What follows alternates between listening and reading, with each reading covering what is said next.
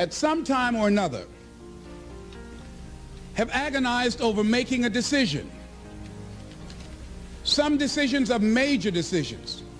And also there are a lot of small decisions that we don't make, that they tax our minds, they drain our energy. They create a lot of anxiety and nervousness because we don't take care of it. We decide not to decide, which is a decision. Deciding to decide, to act, is a major, major challenge for all of us at different points in different areas of our lives. And there are things that happen to us along the way, experiences that we have that prevent us from working through the mental block of acting, of doing those things that we know we ought to do. And so what I want you to think about is, what is there that you know you need to do, that you want to do this, but for some reason or another, you've been holding back.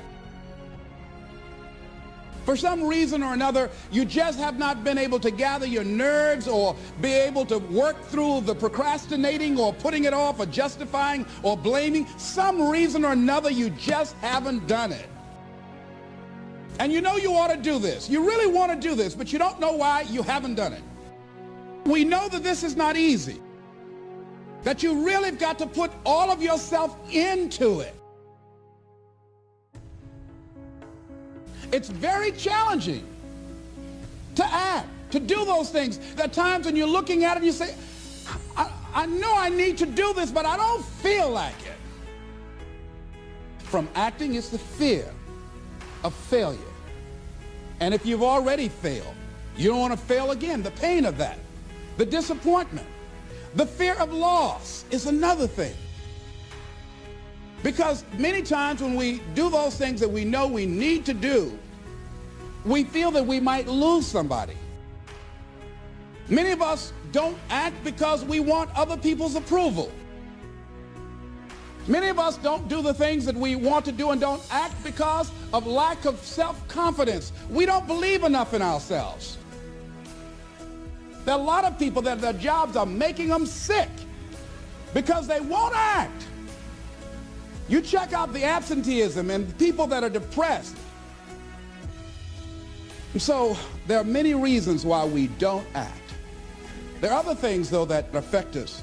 It's that not wanting to take personal responsibility. We want somebody else to do it. Many times we pick up our inability to do certain things from people that we love, people that we admire. We identify with them, and we live in the context of their ideas, their opinions, and their life patterns. We buy into it unconsciously. I couldn't help but think that God wants greatness to come out of us. But it takes a humility to handle greatness. You can't believe one way and live another way and be great. It's going to cost you some time. It's going to cost you some energy.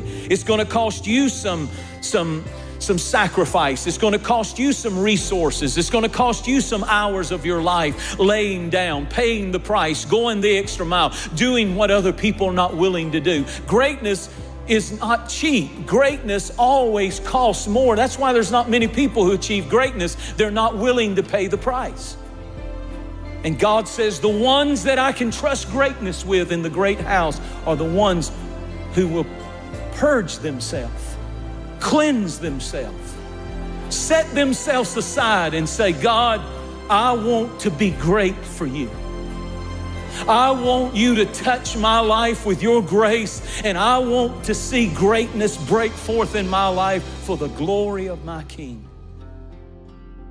You could spend your whole life imagining ghosts, worrying about the pathway to the future, but all there will ever be is what's happening here.